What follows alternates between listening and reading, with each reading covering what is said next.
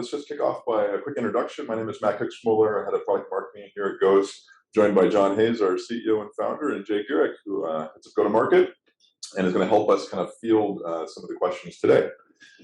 So with that, let's go ahead and dive in. Our topic today is just to give you a broad overview of kind of how Ghost has approached the market for consumer autonomy and a little bit of the recipe behind our product. And that really starts with, I guess, a couple of high-level beliefs. The first is really, if you look at the cars of tomorrow, software is going to define what makes an interesting car. And it makes a better car for consumers because it can constantly improve over time. But it's also pretty key to a better business model for automakers who can sell a car once, but ultimately sell more and more capabilities over time and engage their users over time.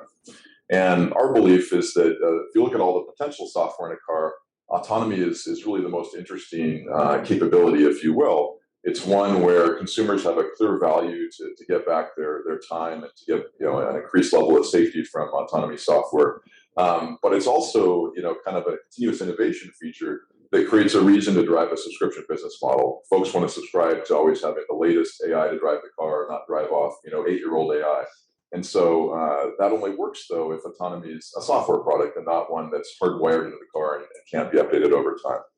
And so as we get into our recipe, you'll hear a little bit more about how ultimately Ghost builds a software autonomy stack that's really designed to enable really any type of vehicle to become a software-defined autonomous vehicle. And we partner with some of the largest automakers in the world to integrate and bring that to market over time in new cars they'll be shipping in the future. And so before we dive into the Ghost product, we thought maybe the best way to give you a sense for what we build is to give you a short demo. And so John and I are going to magically transport ourselves down into the garage in our building here in Mountain View to take you for a quick test drive. All right, we wanted to give you a sense for what it was like to drive in a Ghost car. So John Hayes, the CEO of Ghost, is going to give us a quick demo ride today. Or I guess I should say he's going to ask Ghost to give us a demo ride. John, what's going on? So we just entered the highway, and so Ghost is indicating that it's ready to drive. It recognizes the road. So to activate it, I'm just going to let go and let Ghost take over. Look at that. There was no button to push. Ghost just sensed the lanes and allowed itself to drive. Yeah, it senses the speed. We're looking at the surrounding traffic. I'm just going to move to the next lane over. Ghost paused there for a second until there was room, and then safely moved to the second lane. Nice. So now we can go a bit faster and pass everyone in the slow lane. There we go. So Ghost is using radar to read the ambient speed per lane to set the appropriate speed that's comfortable in traffic.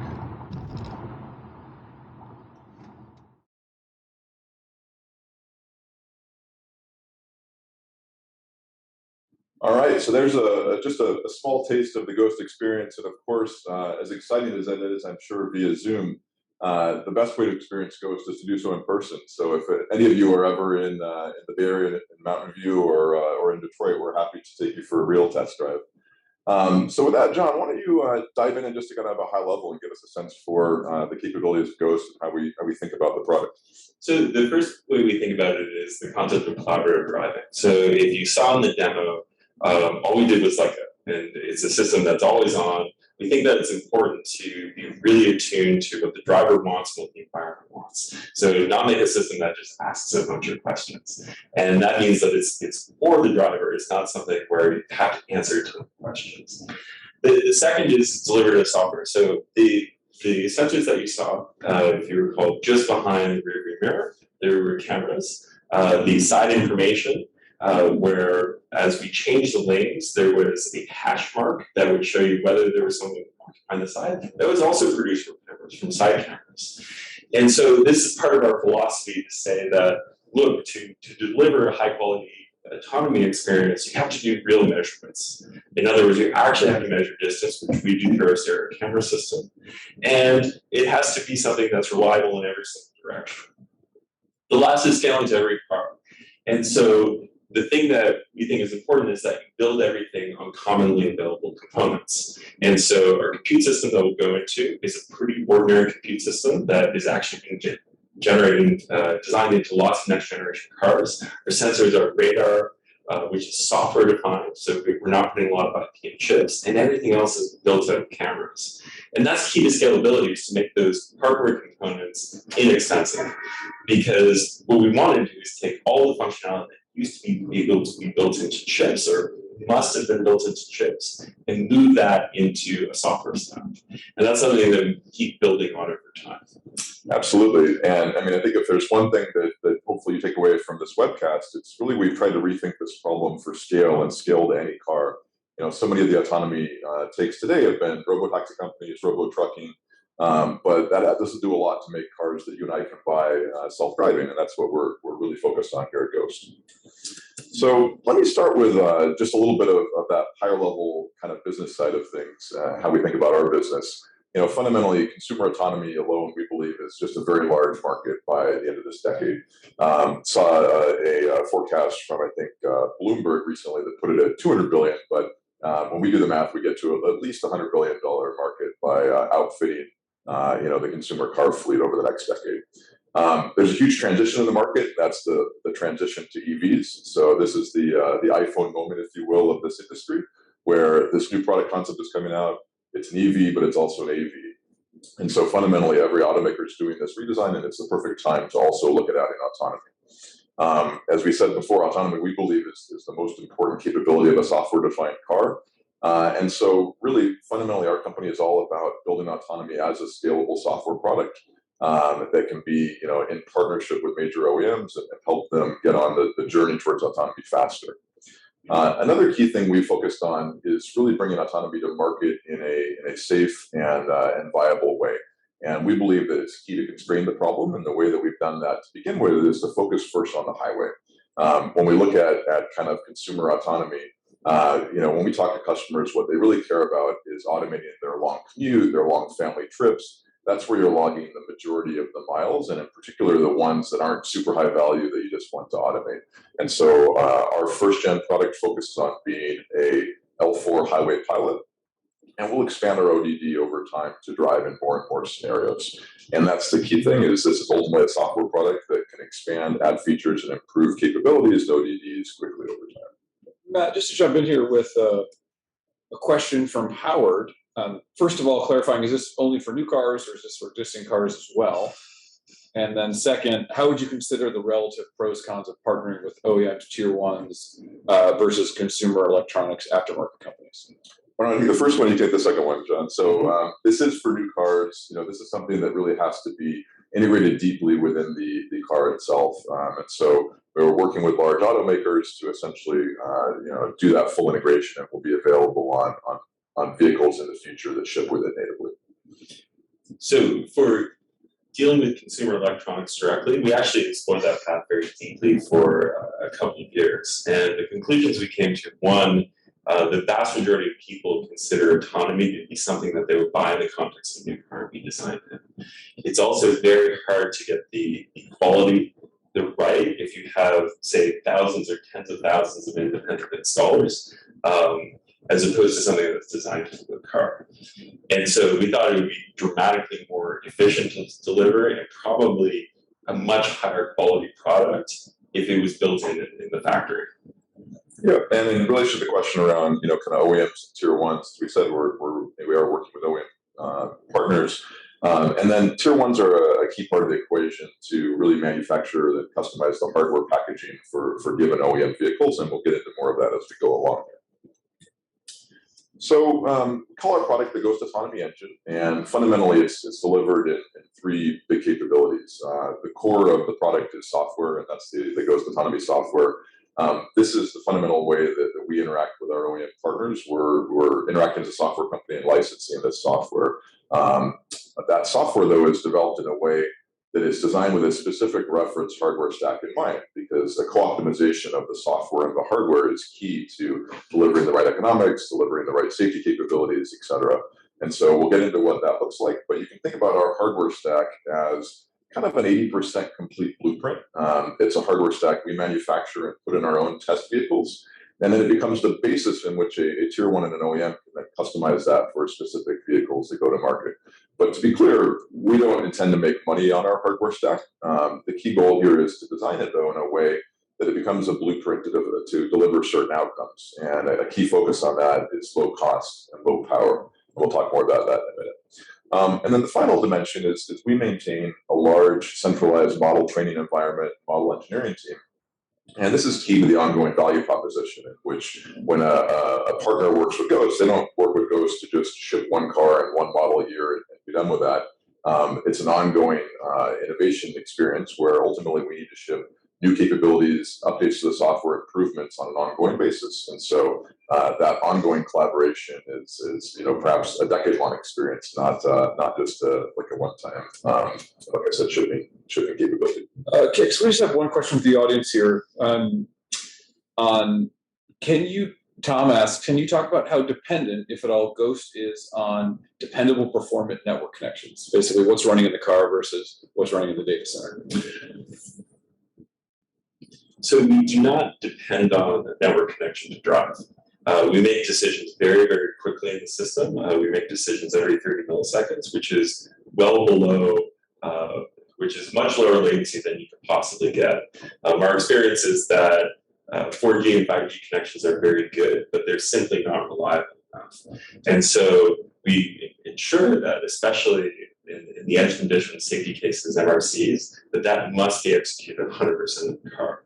There is, say, navigation level information that we currently load into the car, but imagine this is maps like APIs, Google Maps, those sorts of things.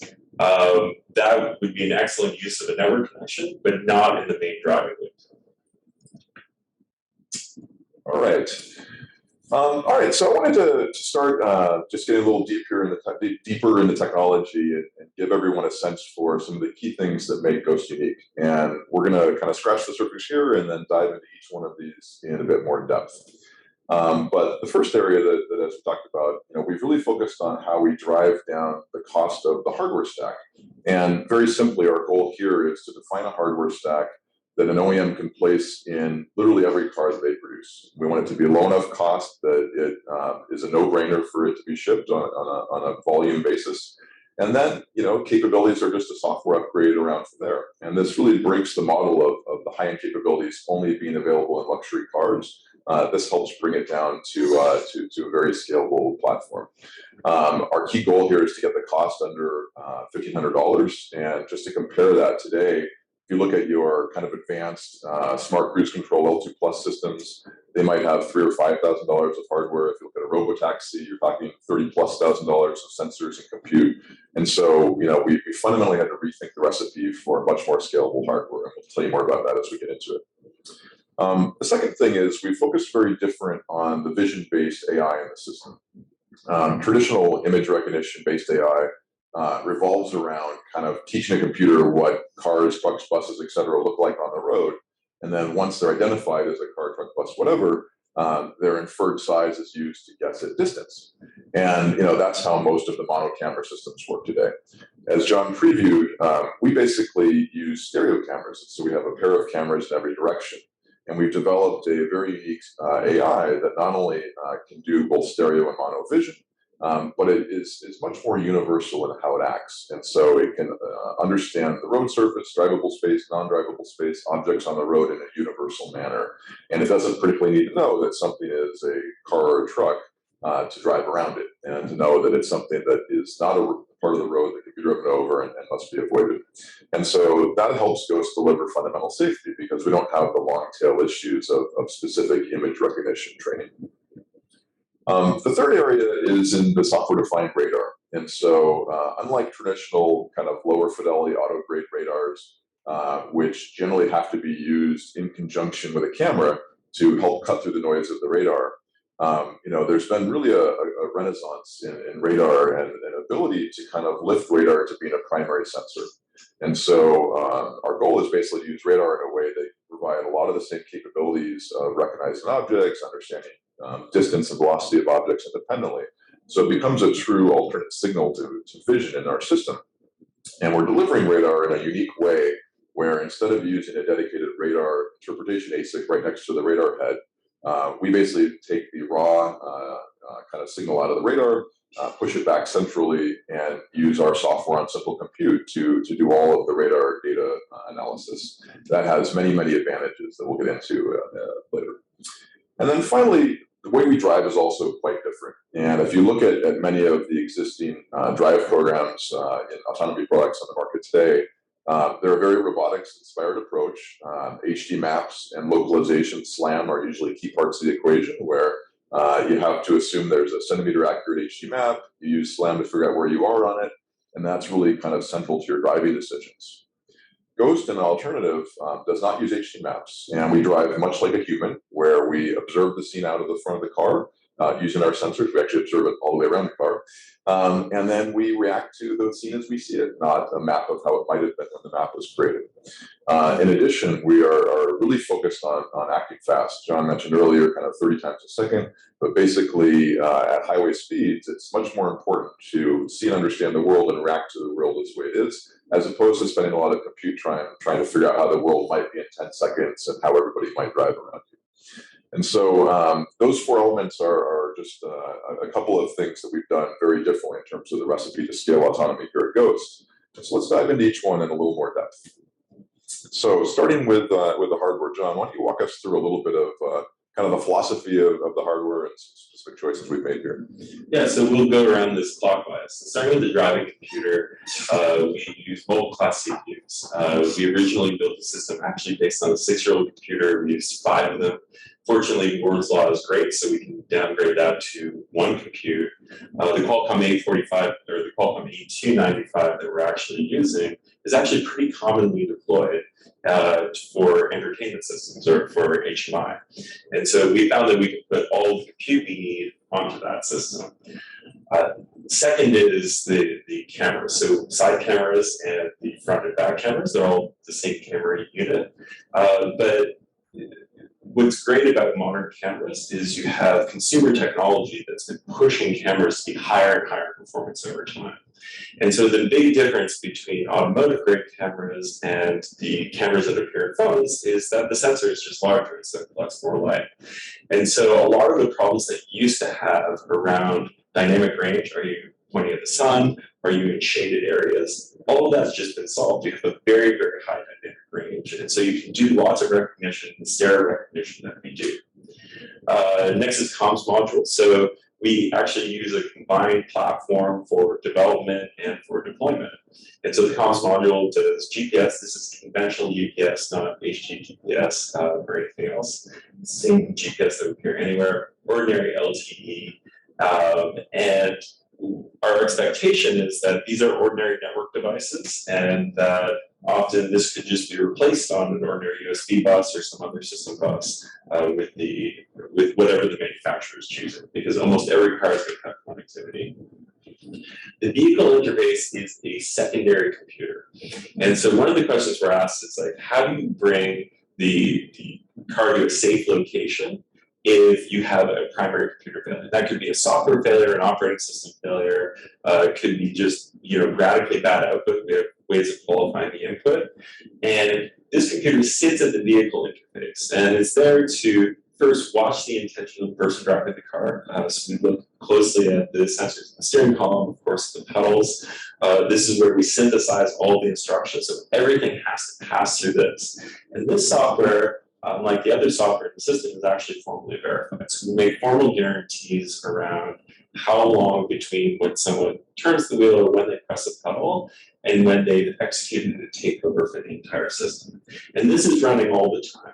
And so even if every other one of the system fails, if the person doesn't take over, then this interface has a simple program that brings the car to a stop with very little information. Next is software-defined HD radar. So as Matt mentioned, we don't do radar processing at the edge. Instead, we collect all the radar energy data and we send it back to the compute. And this is actually pretty similar to how we integrate with cameras. The cameras generate a data stream that, depending on the camera, is between 4 and 8 gigabits. It's about the same for raw radar data. And then we do all the radar processing, including the cue formation, scene interpretation. All of that happens in software on the A295. And last is the front and back cameras. So the front and back cameras, because they're tuned for much longer distances, they're 8 megapixel cameras instead of 2 megapixel cameras. They can recognize objects in excess of 100 meters down the road, perform stereo up to about 90 meters, and we do that forwards and backwards. So the front camera, of course, is primarily for navigation and steering control for things in front of you. The rear camera looks for overtakes, blind spot information, and can actually be used as a secondary way to figure out whether you're in a lane or not.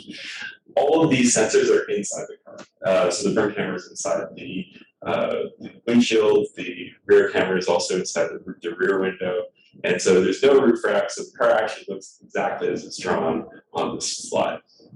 Yeah, a couple things I would just like to add. This really represents kind of the minimum sensor stack. And so, we've had OEM partners who want to add other sensors potentially or do other things, maybe want surround ultrasonics, things like that. We're happy to consume more information, but, this is what we believe is the base minimum to achieve our capabilities. What does it all add up to? The goal here is under $1,500 of material cost and under 150 watts of power. And I think that second statistic is actually the one that often surprises people the most. We've seen even L2 systems that are 500 plus watts of power. And so when you think about kind of this transition to electric vehicles, if you have to then, kind of give back 15, 20% of your range because you turn on autonomy, that doesn't make that long family trip quite as exciting. And so optimization for low power is key. And then the final thing is just this whole design is all about kind of sensors at the edge, but fundamentally putting as much data as possible centrally into central compute, because that's where we can update the software, improve our algorithms over time, et cetera. And so it's a very different hardware design for the whole concept of software-defined capabilities. Quick clarification from the audience here on the camera modules. Stereo, time of flight camera or RGB/near infrared camera? Okay, they are RGB, no near infrared.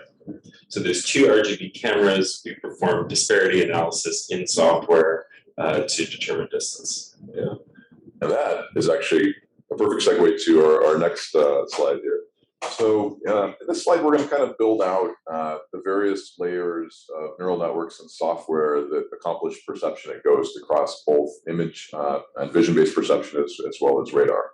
So it starts with what you see here, left and right front camera pairs. So John, why don't you kind of walk us through the various layers? Okay, so first, these are camera pairs that have been calibrated against each other in the factory. They also calibrate as we're running. And what this is looking for is first, where's the road surface, where objects is producing a 3D view of the world. And so the primary way that we navigate the world is we want to know what's flat, what's not flat, what you should run into, and measure the velocities. The next is lane scene network. And so what this is actually just an image-based recognition. This produces 2 things. One, it can use stereo information to figure out what's flat and what's road versus what could be a painted thing on a vehicle. But we're looking for what is the lane information. This is used for some lightweight prediction of where we think other traffic is going to go, but ultimately this is for steering control to figure out where we're going to go. So the next is the output of the stereo networks. Okay, so there's 2 sources of this. So one is the stereo output itself. And so we're taking that stereo output, we're finding what is above the road or what is above the flat road. We're placing car-like volumes and truck-like volumes in the scene. And so this is done without any time context so far. And so one way you could think about it is we know that there's a certain number of cars in the scene, and we're going to search and find out where they are, or what is the most probable view of the scene. Separately, we do the same thing with radar. So radar gives you a bunch of returns. So the software-defined radar first gives you the point cloud, including instantaneous velocities. So the biggest difference between the radar and the camera is for the camera to develop velocities of objects. What's nice is that we have an accurate measurement, but you have to sample that over multiple frames to see what your relative velocity is. The radar, in comparison, gives you an instantaneous velocity, but it's a little bit less clear on the actual position. And so the radar static analysis also produces its own hypotheses about where vehicles are in the world. And what's nice is we can run this down to very, very slow speed because we actually build this up over several seconds. So we get our first view of something in the world, probably within 60 milliseconds, and over seconds we become more and more certain. Then what we do is we actually fuse those together. And so you take the information that's available in the camera and available in the radar. And so one way to think about it is what we know is that there is a configuration of the scene. And so we fuse this in 2 dimensions. So one is we look at the facts that we've collected from the camera and from the radar. And we say, look, these facts have to correspond with each other. The other thing we do is we fuse it over time. And so we look in the past 1 second to 2 seconds to say, look, we know that a car doesn't instantaneously change velocity. It has a limited range of acceleration. And so there's a limited possible set of configurations of the scene that are consistent with the past. And so that then is fusing the entire radar history, or at least the last couple seconds of camera history into our final view of the scene. All right, and then just a couple things I wanted to add to this. First of all, KineticFlow being a stereo network basically gives us kind of this dense point cloud, but that dense point cloud actually exists all the way around the car. We didn't show that in this image, and that's really kind of an alternative to LiDAR, right? Yeah, it's very similar signal to LiDAR because it's giving you an actual distance. So it's not a recognition that we try and interpret as a distance in context of the scene. It's an actual measured distance. And it's actually a much denser distance than you would get out of LiDAR, and it's not custom hardware. Yeah, and the other thing we mentioned earlier on is that KineticFlow in particular doesn't work around image recognition. And so although it's used here to understand what are obstacles, and we can understand there's things on the road that are not drivable space, its first step is not to go out and figure out something's a car or a truck or a bus. That said, there's nothing stopping us from adding higher level qualifiers or identifiers on top of that, classifiers on top of that, higher in our stack. But we didn't want our base safety signal, the safety signal that fundamentally tells us where we can drive and where we cannot drive, to be dependent upon a proper classification. All right. Any questions come in here, or should we keep rolling? I think we keep rolling. All right. All right, and then the final piece of the puzzle is once you get all this perception information, how do you actually turn that into driving? So John, why don't you walk us through that? So once we have a view of the scene, then we have to solve the problem of like, how do you figure out how much to drive? And we're incorporating a lot of information. One is that we take as little information from the user as possible about what to do. We want to say, look, there's a natural type of driving that you should do relative to the scene. The other thing is that we didn't want to be dependent on any external data sources to make that happen. And so what we do is essentially what we call first-person driving, which is all the information you need was collected from the sensors and interpreted through the perception stack. And we don't perform any simulation. Instead, what we focus on is making decisions really quickly. And this is important on the freeway because even though we're doing it 30 times a second, that implies that you're moving a meter through the scene every single step. And so all the stages that we have before, including all of this end-to-end, that execution, because there's a pipeline, it takes 60 to 80 milliseconds. And then every 30 milliseconds, we're making a new decision. And so what we're trying to solve is 2 things. One of them is what do we want to do relative to goals? And here we look at the profile of cars around us. So first we look at the profile of all the cars to say, okay, we're going to measure the speeds of every car in every lane and incorporate that into our target velocity. Then if we're following a car, we want to follow at a safe and reasonable distance. If a car is cutting in, we want to profile whether that car is pulling away from us or not to figure out the type of reaction. But ultimately, we're making a trade-off that we actually solve as a system of differential equations in order to figure out what the most comfortable solution is. Now, something that's unique in our planner is that we actually do not limit the possible outputs. And by what I mean, the possible control actions. And so the planner actually plans through safety scenarios. And so it will break up to 100% of the capabilities of the car if that seems like the right thing to do. It can also steer very dramatically if that was necessary for a swerve. And so we wanted to make a single planner that would incorporate both very ordinary scenarios and very extreme scenarios. We considered a plan about a year ago as to whether we could process safety actions like traditional end-cap actions like automatic emergency braking separately. And our conclusion was that we couldn't do that because we had to have a very good view of what normal driving was in order to know abnormal driving is. So the last step is plan execution.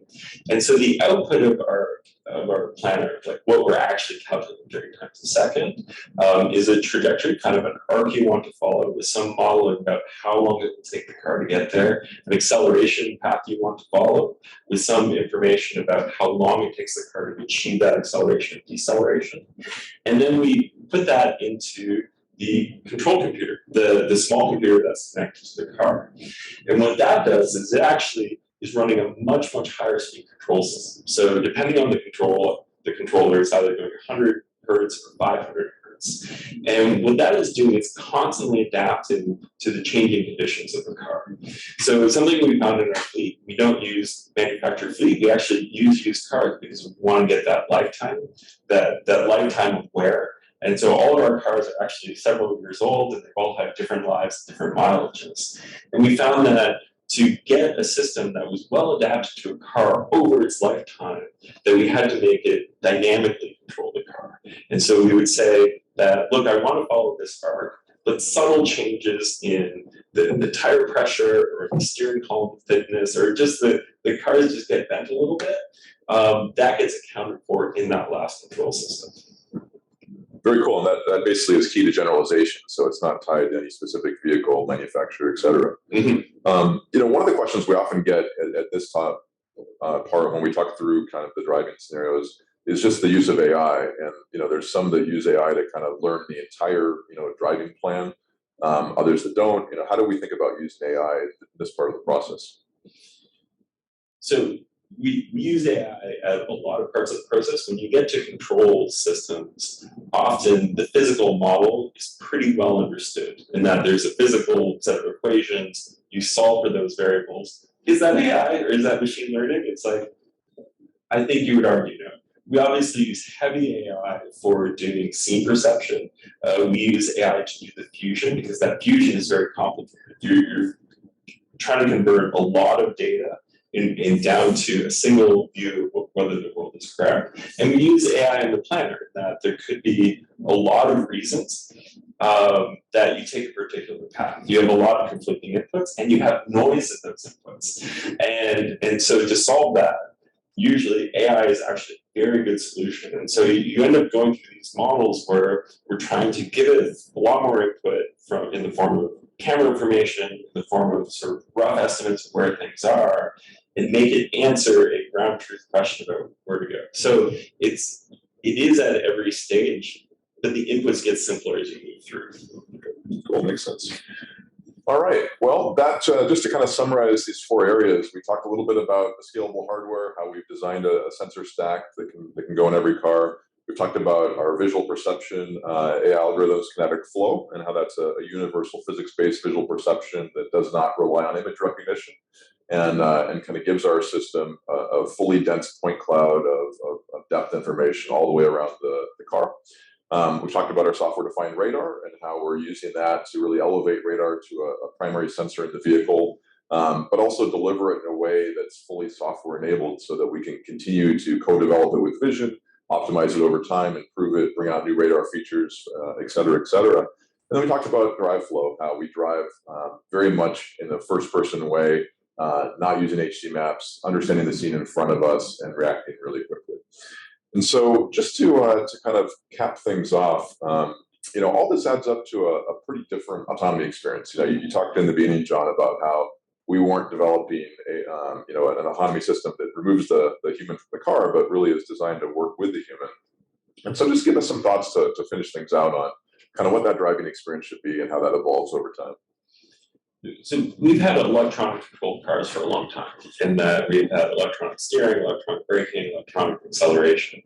But we've been sticking with defaults in those areas that have preserved the past mechanical system. And so something we believe is autonomy is an end goal. And I think that in a lot of driving scenarios, the car should behave autonomously when that makes sense. But for a lot of other scenarios, you can still make driving better without having a really strong binary of, is the car driving or am I driving?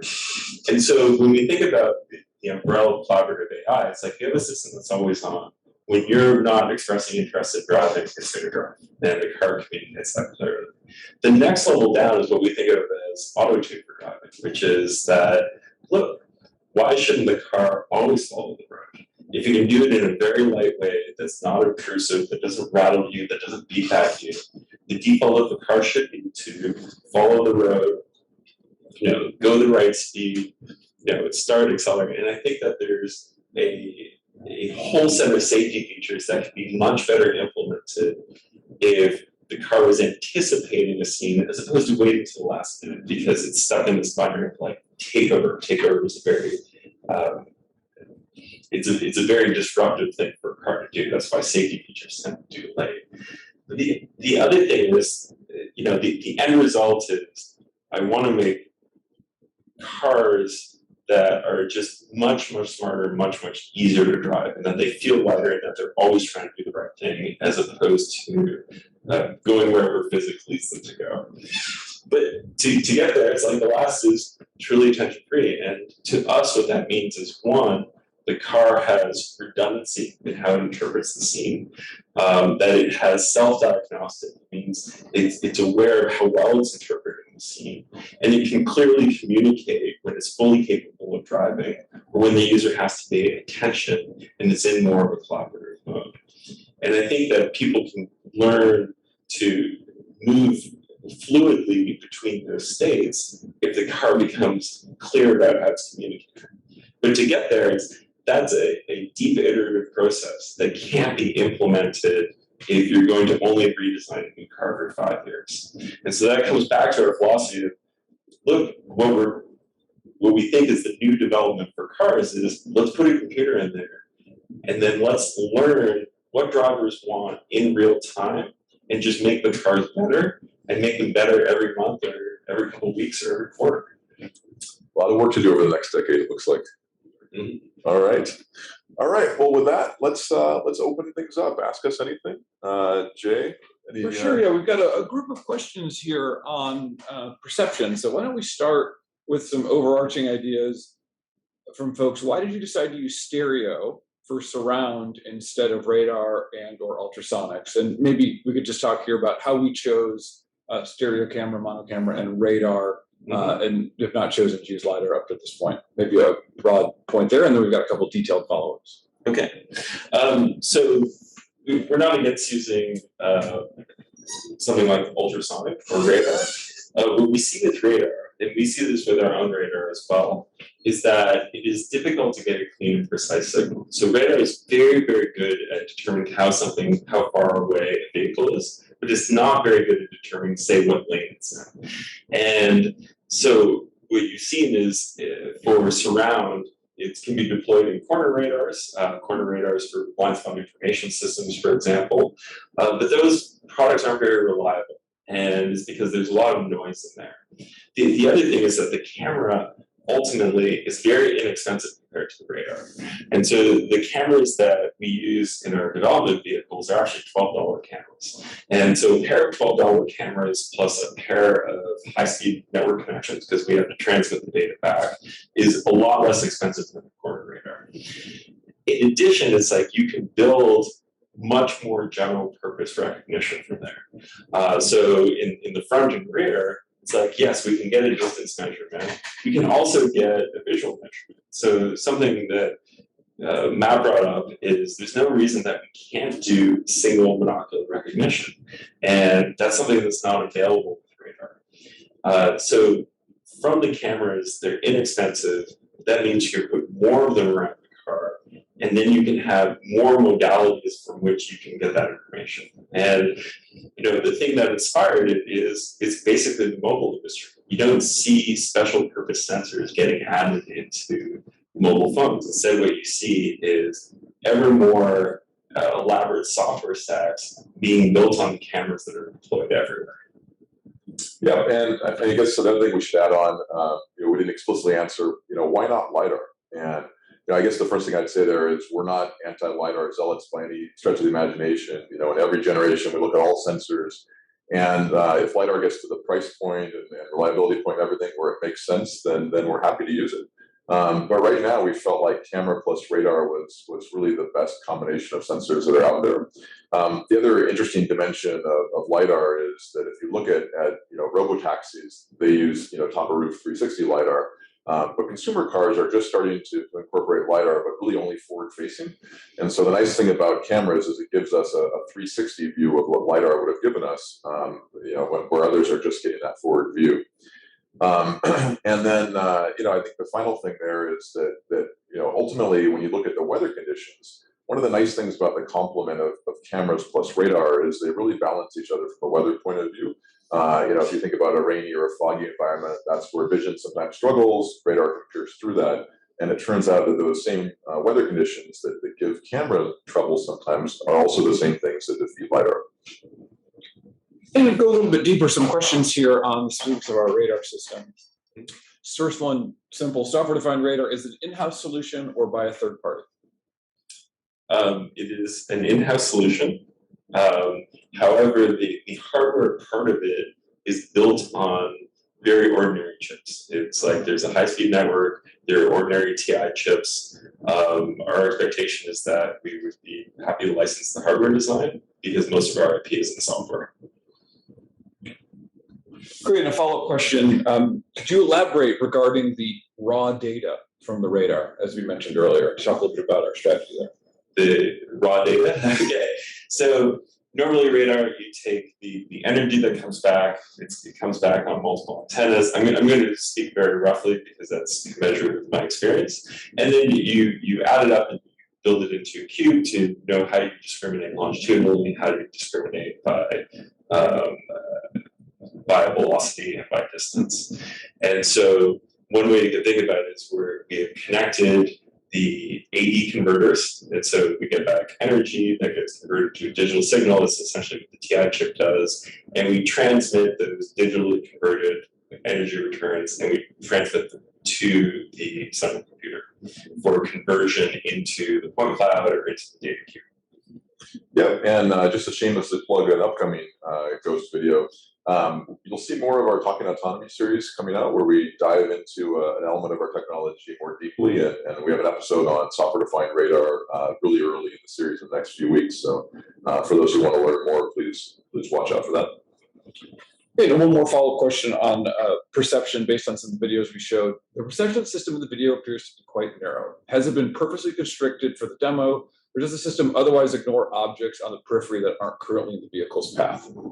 Yeah, so I'll take the first slice of that, which is to get that slide to work, I cropped it very significantly. And so you saw kind of square boxes there. That is not at all representative of what the perception system sees. Maybe just talk about what the field of view is, though, from the camera. Yeah, so the field of view from the front camera is about 90 degrees. We actually detect objects before we remove them. And so we go through two phases. One of them is to detect objects in scene. We have a practical field of view where we're doing that. We actually just search for 2 lanes out from where we are. But that could include doing a roadside. So then we have a secondary pass after we've been interpreted the lane markers, say this is the solid yellow line, so there shouldn't be lots of soft cars, to filter those out. In the displays we have, though, we don't do that. And so you saw we were driving in the middle of the highway, and so everything relevant would have been included in the pipeline. Great. We just a couple of questions on Planner here before we can wrap up. But first one here. No HD maps. Do you use maps at all? How do you do navigation? Obviously, something you alluded to, but maybe you could elaborate on that a little bit, John. So we use navigation level maps, and there's a lot of techniques to say we're answering basic questions like, am I on a highway? What is the speed limit of this highway? Because I have to fill in that information from somewhere. And that's the main use of the map. So we don't use it to determine the geometry of the road or where we should drive. Navigation is something we don't do in our current demonstration, but that's coming this year. But that will be based on a conventional navigation map.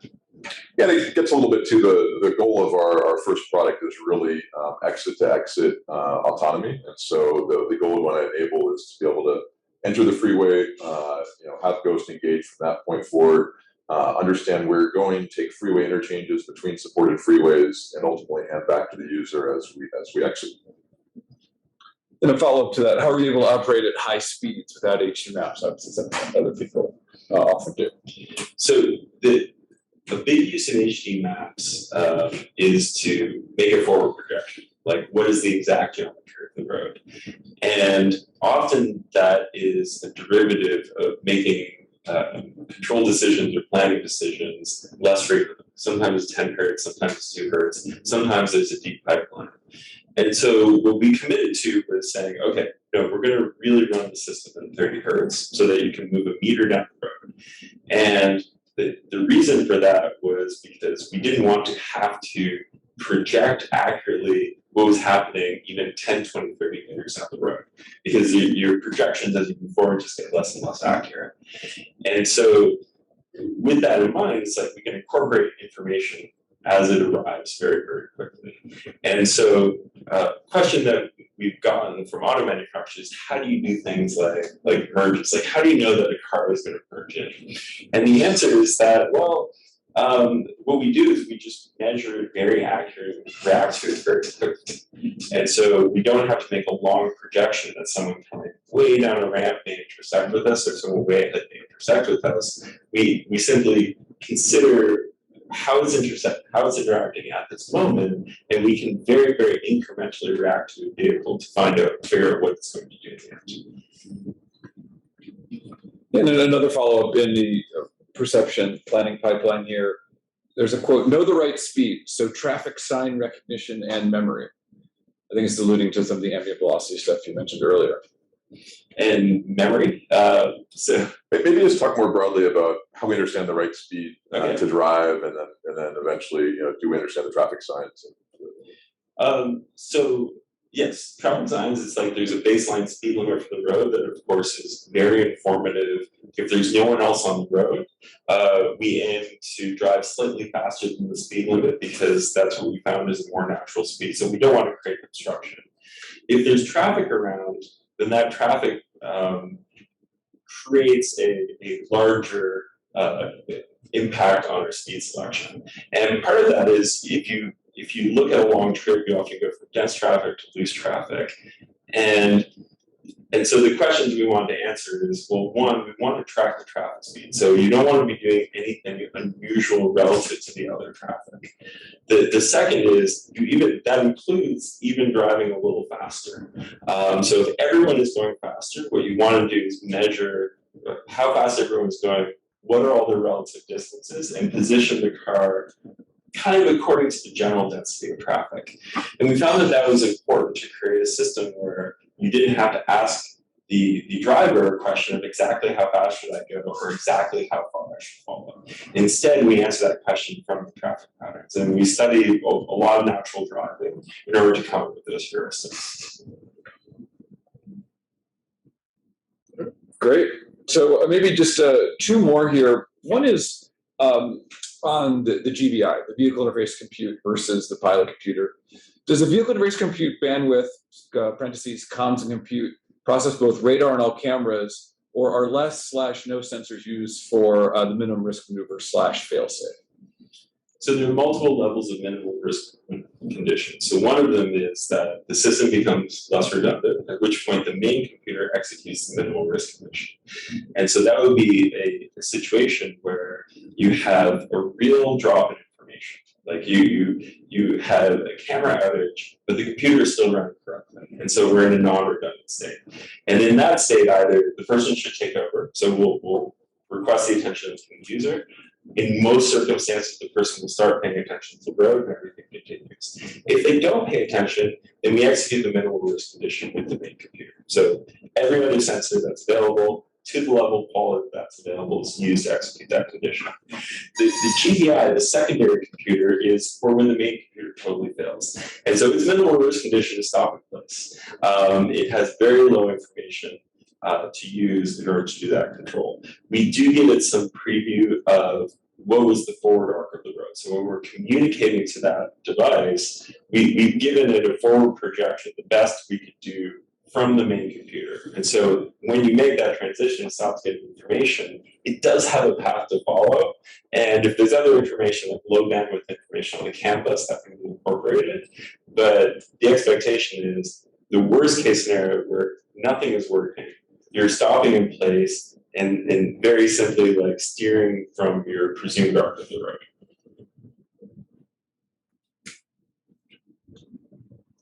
All right, and you said there was one more question, Jay? Yes, well, someone just popped one in here on the GBI, which is auto qualification system AZL-D with full ISO 262 implementation plans.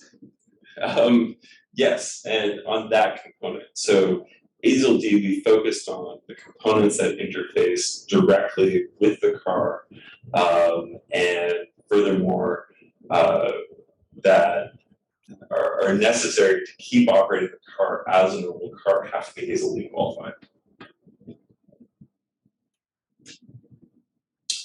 All right, and one last question, then we'll probably cut things off for the sake of time. Yes. Well, I think a person asked a bit earlier if they do want to get in touch to do a drive in Detroit or in Mountain View. Can you give a name and an email? That was the perfect segue into the conclusion I was planning anyway. So thank you all for joining us today. Really appreciate the questions and allowing us to dive deeper. But this can just be the beginning of a conversation. So if you're interested in learning more, first of all, we've got tons of information on our website, detailed videos, etc. But don't be shy about dropping us a line. We're happy to have a more technical follow-up meeting. We're happy to take you on a test ride either here in the Bay Area or in Detroit. And so look forward to those next steps. Again, thank you all, and until next time.